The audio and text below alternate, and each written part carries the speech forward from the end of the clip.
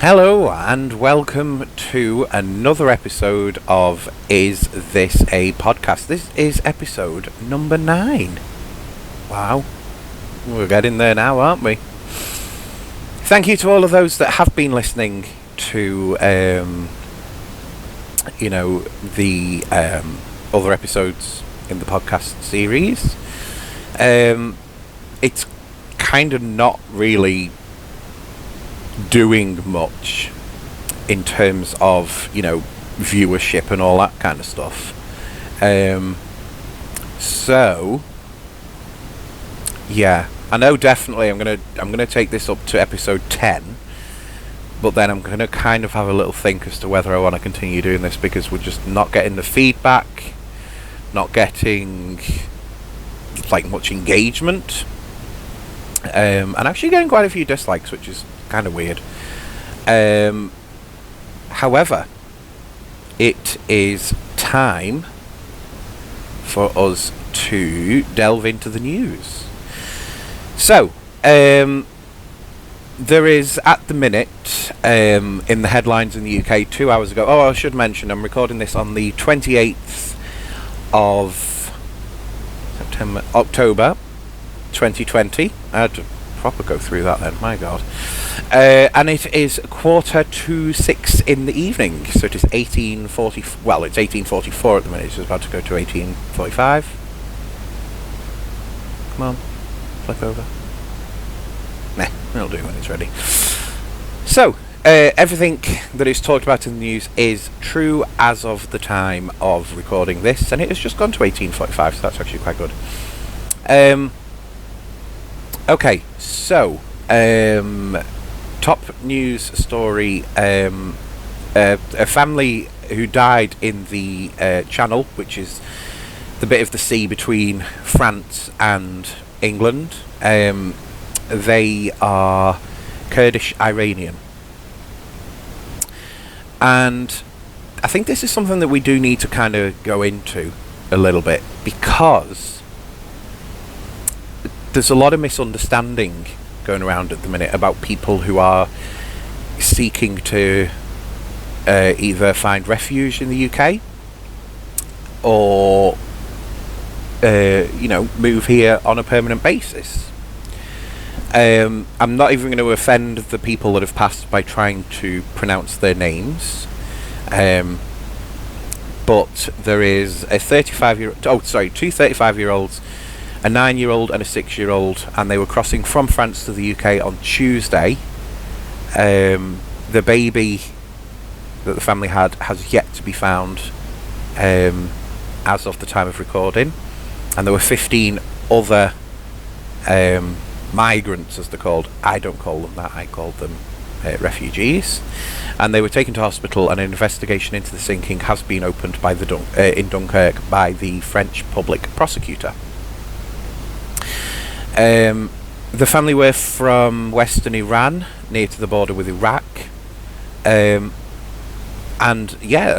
basically the story goes that they'd left France and were on their way over to England, when obviously their boat has come into some kind of difficulty, and it has ended up with a loss of life, which is just unacceptable.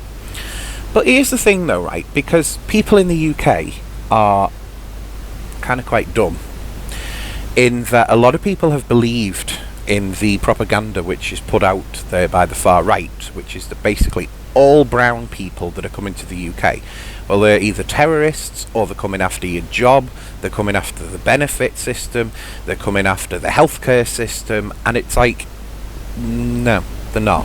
They're coming over to England because it is a safe country, because they might already have family over here, you know what I mean? And therein again there starts loads of other arguments which I won't bother getting into at the minute, but the way that these people are doing it, by coming over in a boat, a lot of people think that that is illegal, and it isn't.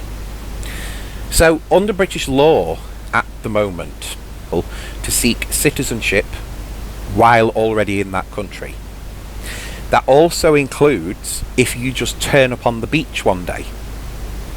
thing, right? So from the moment, say you're coming along in a boat and you just turn up on a beach, from that day you have 6 weeks, right?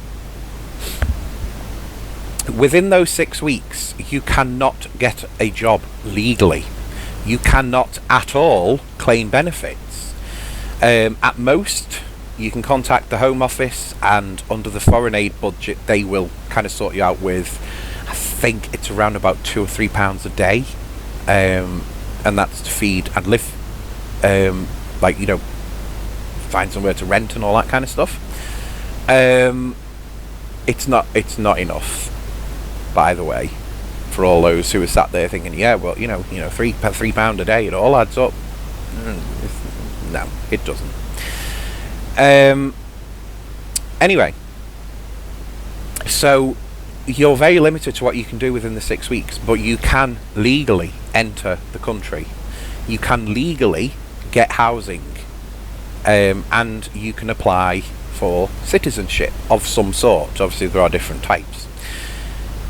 If you don't put in an application to the Home Office for citizenship within those 6 weeks, then yes, it was illegal, you turning up to this country, and you will be deported.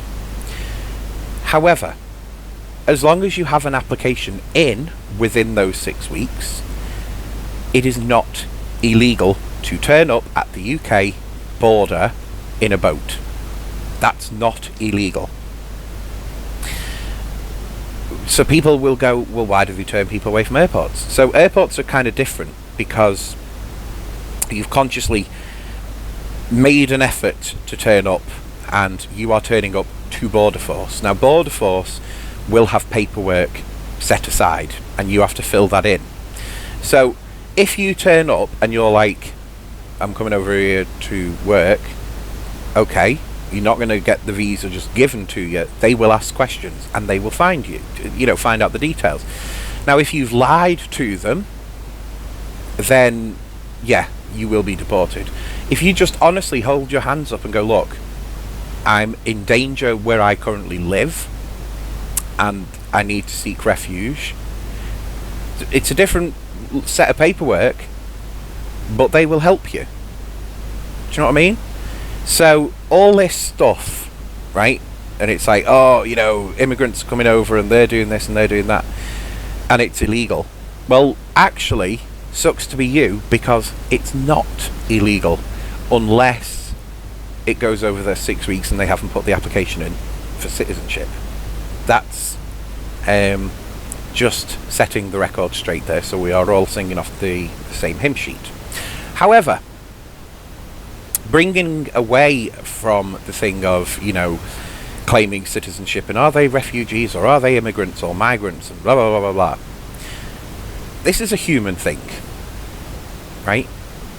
And, okay, maybe apart from China, it doesn't matter where in the world you are. No parent puts their child at risk unless they are in a dire situation. Or should I say, no decent parent. It's known in France and it's known in England that crossing the Channel at the best of times is fucking hard work. And even on days where the sea is described as calm, these boats will still go under. A large reason that they go under is because they are overpacked and the boat just can't cope with the weight that is on it and it goes under.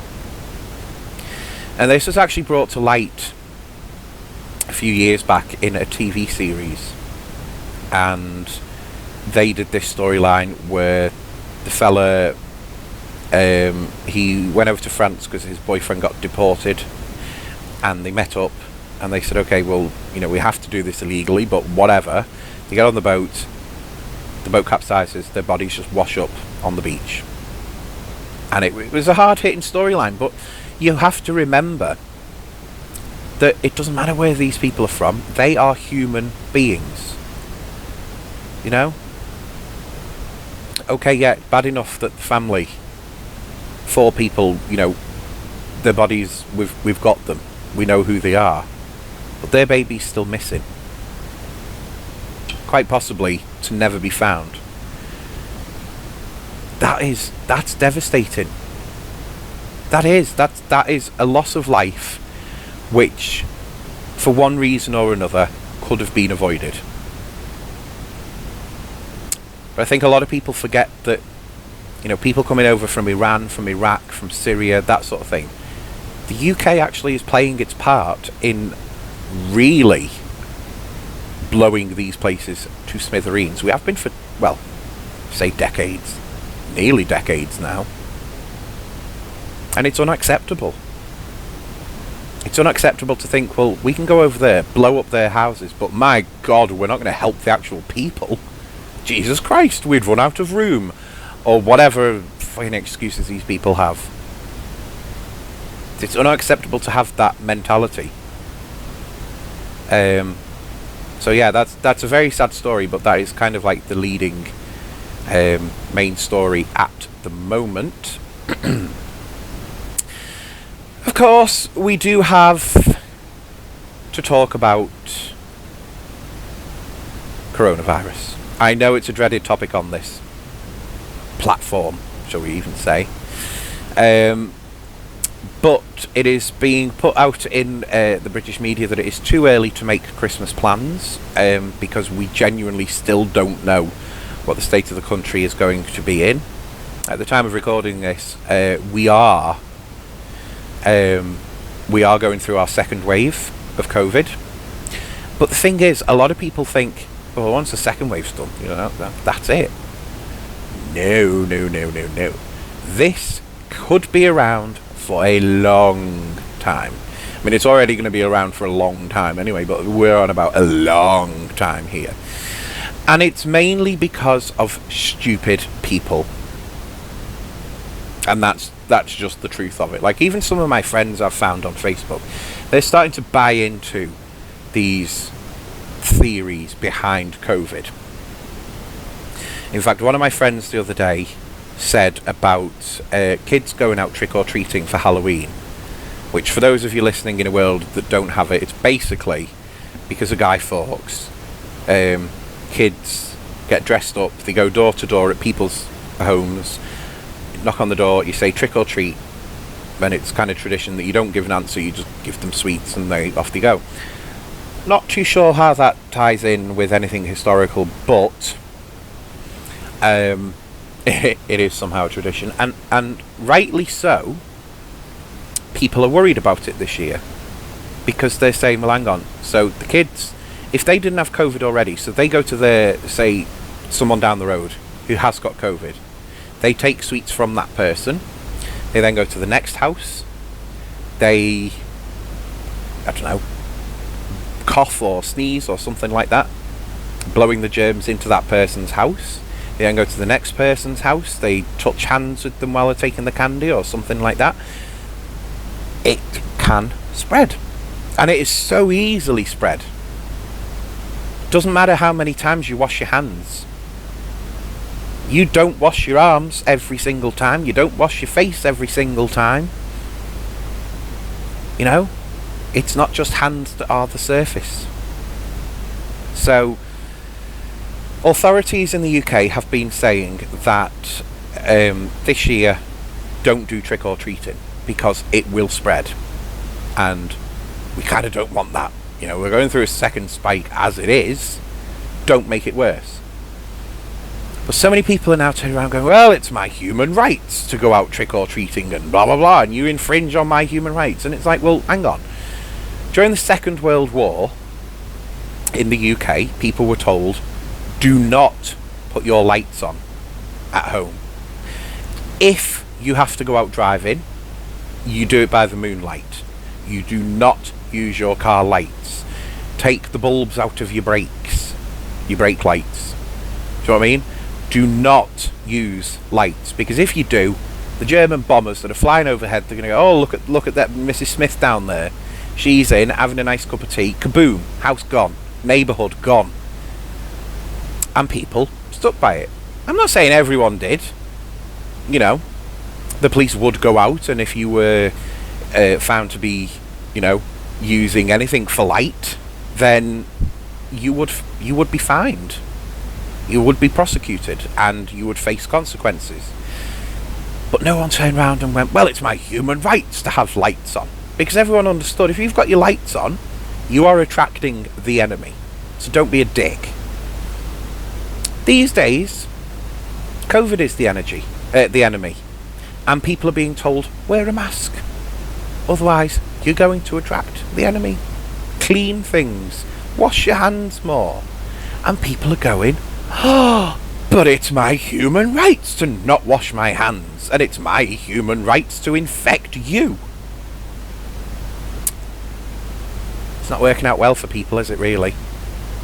So, yeah, people are freaking out about the Halloween thing, but people are talking about, well, what do we do for Christmas? Now, like I said, we're in October now. Pardon me. So we've got, pardon me. Oh, God, there are hiccups here. So we've got just under 2 months before Christmas. We have got time to sort of wait a little bit and see what happens with this second spike. Because if we say now, no meeting up for Christmas, by the time that Christmas comes round, the levels might have dropped. So actually it's worth waiting nearer to the time and saying, look, the numbers are doing whatever. If the numbers are going up, then yeah, do not meet up for Christmas. If the numbers are coming down, they might say, okay, meet up, but please stick by these rules. Do you know what I mean? So it's too early. Also in the UK, I should explain with COVID, we have a tier system. Now, in England, we have a 3-tier system. In Scotland, it's a 5-tier system. In Wales, God knows, because they've gone back into a national lockdown. And Northern Ireland, no one knows about Northern Ireland. I don't even think people living in Northern Ireland know what is going on. So under the 3-tier system, you have tier 1, which is kind of, look, we've got a few cases of COVID, just be careful, wear a mask, wash your hands, kind of a bit simple. Tier 2 is like, ooh, we've got a few more cases than them. So, yeah, work from home if you can, avoid unnecessary travel, definitely keep your distance, keep washing your hands, and yeah, self-isolate, because it's not looking good. Tier 3 is that work from home where possible, or kind of consider furloughing your employees for a bit. Wash your hands, wash everything around you, make sure you are wearing a face mask everywhere. Keep your space, keep self-isolated, get yourself tested on a regular basis. Avoid going out where possible, and kind of that's it. So most of England is under tier 3, and yet the numbers are still rising. This is not working because tier 3 is not strong enough. When we had our first spike of cases, okay, it took a couple of weeks, but we went into a national lockdown. The numbers fell. Yes, it took a few weeks, but the numbers started to come down. And what happened was, for us, we came out of lockdown too fast.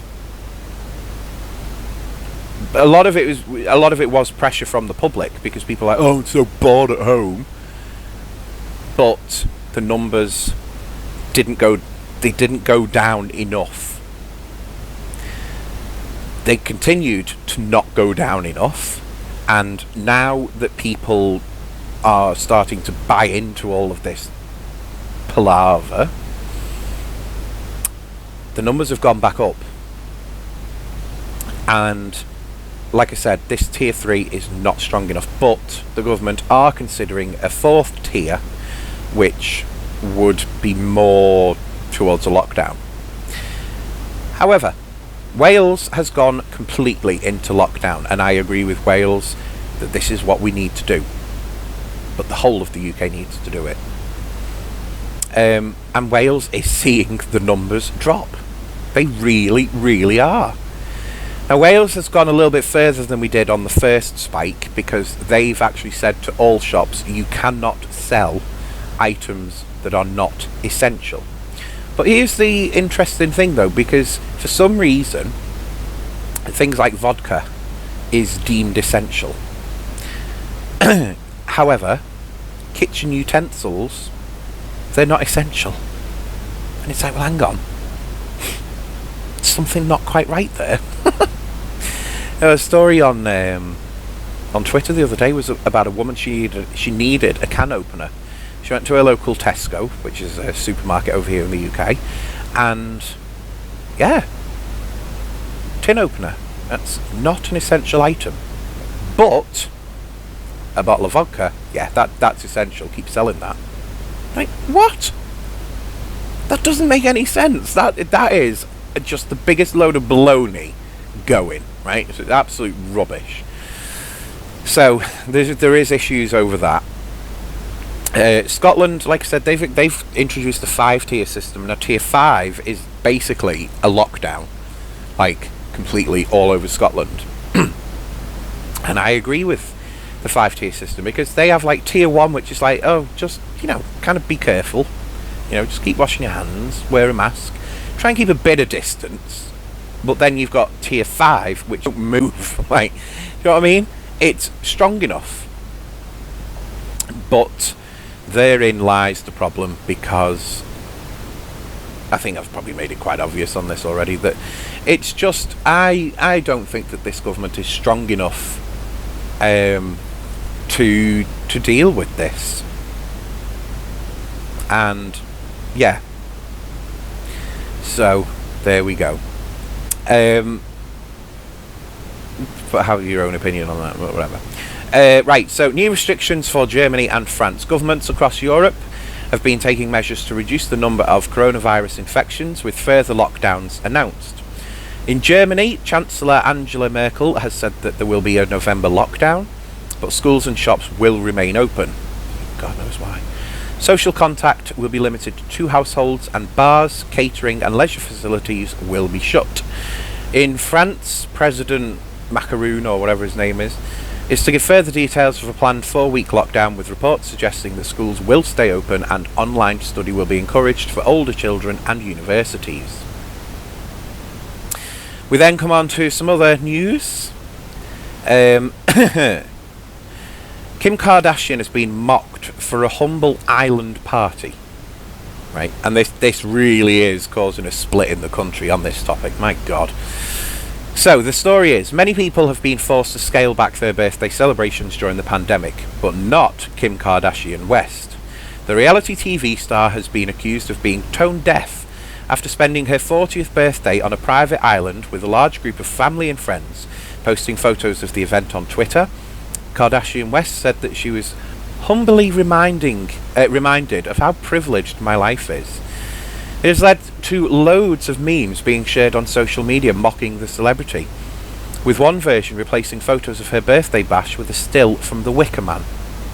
Now the thing is, right, kind of a large chunk of the world is told, do not. And not only that, but to go to an island with a considerable number of your friends, family and staff, that's not acceptable. No one's saying don't celebrate your birthday. So let me tell you what I did with mine. Mine was on June the 19th this year. We were under the lockdown from the first wave over here in the United Kingdom. So I asked people for, in lieu of birthday presents, I asked them for donations. The donations ended up being donated to charity. The actual birthday celebration, on the day of my birthday, I went live on Facebook and I cooked a cake. I baked my own birthday cake on my birthday. I did. I think the proper pronunciation of it is tres leche or something like that. It's basically, in English, it's called a 3 milk cake. And yeah, so I baked it on Facebook. It's a very complicated cake to make, I'm not going to lie to you. There's like many parts to it. So I was live on Facebook for about, I think it's about an hour and a half, 2 hours, something like that. And people who wanted to, they could, watch, but they could type in the chat, say hello, wish me happy birthday, that sort of thing. And it was kind of like seeing each other on my birthday. And yeah, that's how I celebrated my birthday. I didn't meet up with people, and it it was what it was. And I mean, me personally, I actually quite enjoyed it because I quite like my own company, which is weird. But normally I would go out, have a few drinks, have a laugh, or go out for a meal or something like that, and I didn't. So why is it fine that I do that, but now everyone's like, oh well, Kim Kardashian's fine to go to an island for her party? Well, hang on. Well, if I went to an island for my party, I would be sold down the banks, down the river, wherever. It's not acceptable. I'm sorry. In these times, no. It's not acceptable. So yeah, she is tone deaf. I'm not saying to her or people like her, don't celebrate your birthday, but just consider there is an international pandemic. Ugh. I just don't like them anyway. And then lastly on that, 14-day trend, we've seen 160,784 hospital admissions for COVID. We've seen the total cases of COVID in the UK is 942,275. So today there has been 24,701 new confirmed cases of COVID. Total deaths is 45,675, meaning that today we have 310 new deaths because of COVID. Now, this is where I will get personal, because a friend of mine, a very close friend of mine, is now in hospital because of COVID. He's got it confirmed. He wasn't in hospital, he wasn't put into hospital because of COVID, but while in hospital he has contracted it, and he's suffering. In no uncertain terms, he is suffering. At the time of recording this, the doctors are monitoring him very closely because he might have to be put into the intensive care unit. Because of his breathing, he might have to have a ventilator, which is basically that tube shoved down your throat. And yeah, it's worrying. I personally related to that. So what it is, I am his next of kin, I am his carer, and that sort of thing. So last Monday we had an urgent hospital appointment to go to. It's one of them where the doctor rings you and he's like, look, I know you're an outpatient, but I need to see you, and I need to see you now. So over the course of the weekend we'd arranged everything. We wore masks, we were separated from people, he's in his wheelchair and I'm pushing, we sanitised our hands, we did everything by the book. We go into the hospital, we go and sit down with the doctor. As I sit down, he was already sat down, he was in a wheelchair. And the doctor was talking about this other problem, which is the reason that we'd had to go into hospital. And he said, right, we're going to put a stint in, not a stint, we're going to put a PICC line in, but you kind of have to be in hospital for that, and we need to do this treatment while you're in, and then when you can be released, which we think is about 3 or 4 days, when you can come out, then we're going to see you as an outpatient, so we need to see you every 3 days for about 4 months. And we're going to do this, we're going to do that. And that was like, right, okay. So I remember being sat in the appointment and saying, well, so when do you want him in? And the doctor turned around and said, well, now. And I was like, oh, shit, okay. I was kind of relying on him for a lift home. This is going to be awkward. So they said, okay, fine, you go and drop your friend off. And then we got it sorted with the ambulance service. They managed to get him in. And he had to go in through the A&E. And eventually, he got to the ward. And I say eventually because he had to wait, I think it was around about... trying to work it out, I think it was around about 15 hours he had to wait in A&E because the hospital had no beds available. And yet, at the time that he was waiting, there was a morning TV show on in the UK, and one of these high-up bosses in the healthcare system in the UK turned around and said, oh, we are fine. We are coping fine. It's no problem at all. A doctor on the show, a guest doctor on the show turned around and said, we're not fine. We are struggling. We need more funding. We need more beds. We need these Nightingale hospitals back open. We need them now.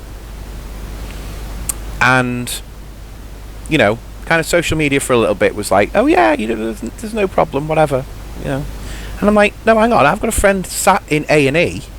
And at the time he'd been there like 8 hours, 12 hours or something like that. And I'm sat there thinking, no, hang on. He's still waiting for a bed after 12 fucking hours. This is not... Well, there's no problem.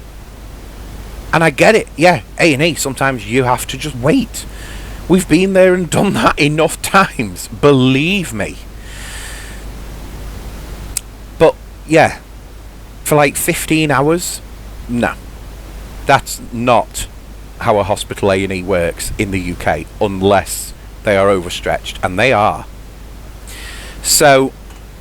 yeah, anyway, eventually he got onto the ward, they put the PICC line in, they did this, they did that, and the rule of the hospital is, when you're staying there, everyone, doesn't matter what you're in for, everyone gets tested for COVID every 3 days.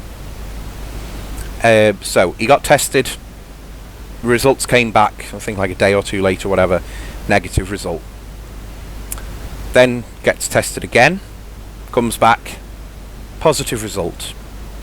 So it's like, right, he's got COVID and I was kind of like the last person on the outside to be around him. So yesterday, my test turned up through the post, which has been sent off today. So I should be getting my results in about 2 or 3 days. And yeah, I have to self-isolate now. I am allowed into my back garden, I'm allowed into the front garden, and that is it. I am not allowed out. Now, at the time of recording this, you can probably hear, I sound okay. I genuinely... I mean, for the past couple of weeks, I've had this thing where it's like, at 1 hour, I'll have cold and flu symptoms. So I might have a blocked nose, bit of a fuzzy feeling in my head, to not be feeling quite right. Next hour, it's gone. I feel fine. So, yeah, and I mean, feeling like that, when these symptoms first started coming on, I got a COVID test. It was my second test. It came back, you have not got COVID. This is my third test now. And based on how I feel today, I don't believe that I've got COVID. That's just how I feel. I'm not showing any symptoms of it, but, I don't mind taking the test. I don't mind self-isolating. But people are saying here, the UK hasn't got a problem. Believe me, we have got a problem in the UK. But actually, that does lead me onto the topic of today's podcast, because kind of gone through the news there, and I think through having talked about this enough on this channel, we've already established that we in the West, quite possibly in the East, we have a problem with COVID-19 and conspiracy theories. Now, it's quite easy, really, to debunk a lot of these theories that are being put forward. For example, one of them, which I have come across, is where a person says, well, it's just the governments of the world and they want more control over you. And it's like, right, okay, so quite a lot of these governments, they don't see eye to eye on things. It's very convenient that they got together and said, hey, look, let's do the same thing, right? We're going to do it, but we're going to release it at separate times, right? So it just looks like it's going over the world, and it would be traceable that, where it spreads. It's not just going to be someone randomly gets it. But we're going to infect, as many people as we can. We're going to kill them, and then the ones that are left over, well, we're going to control them more, but don't really know how. So that's one theory, right? That's going around. I've seen. Oh, here's a really good one. That they want us now to move into a cashless society, and they're doing that through COVID, right? So there is a little bit of evidence to back this up, in that we are seeing a number of businesses turning around and saying, look, if you've got cash and you've got COVID, even if you don't have the symptoms yet, you might have had a negative test, you don't know at that moment in time that you have not got it, right? We don't want your cash, simply because that might have COVID on, and that's going to infect our staff, and it's passing it on. So use contactless payments. Most people have a bank account, and they have these bank cards which are enabled for contactless payment. Use that.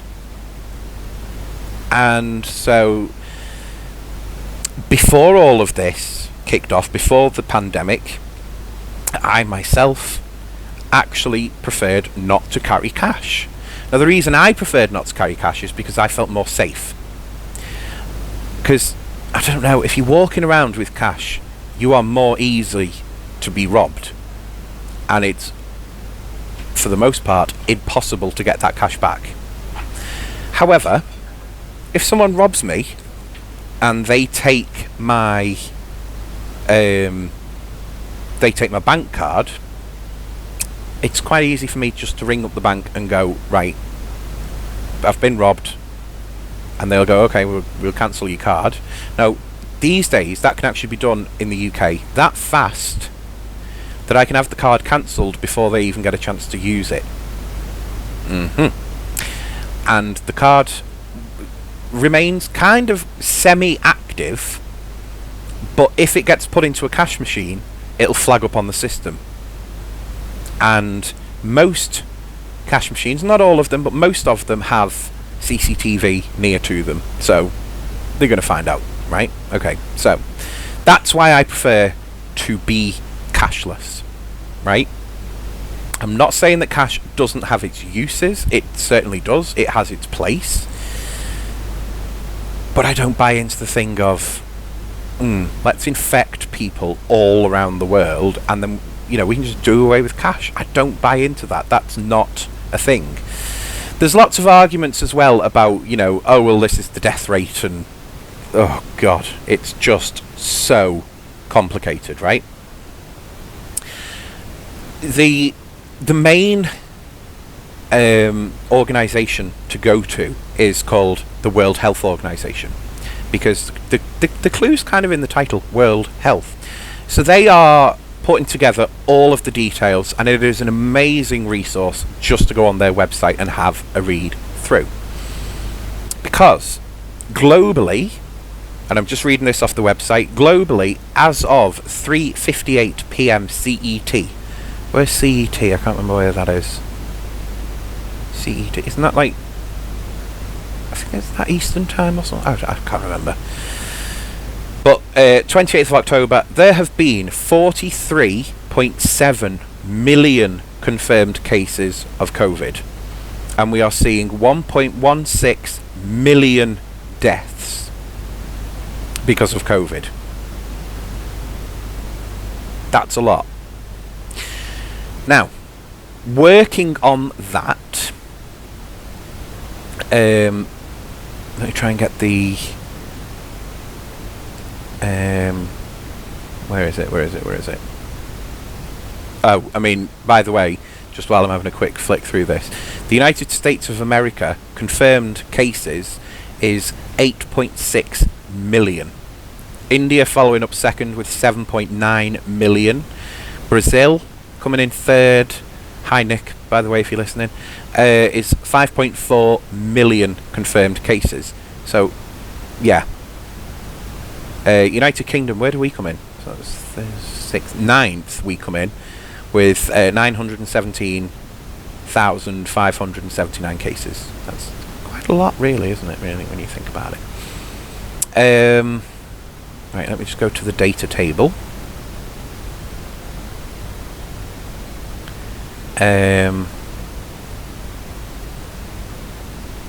Community transmission, yes. I need the conversion thing. God, I wish this Bluetooth keyboard would work better.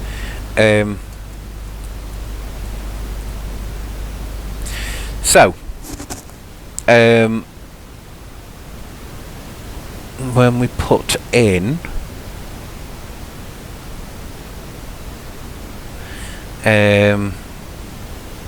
can't be calculated at the minute. I'm just trying to get the I suppose that one would be best. So that's Sky News. It's not exactly the most trustworthy, but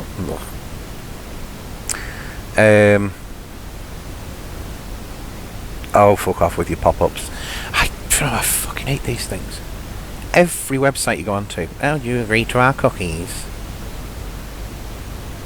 Here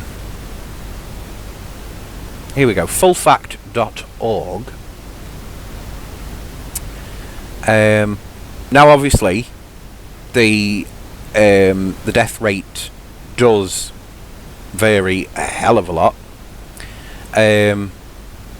But this works on the theory that is being spread around that 0.1% of it's the death rate of COVID infections. It's not. I did read a thing the other week, it's around about 3.5, but something like that.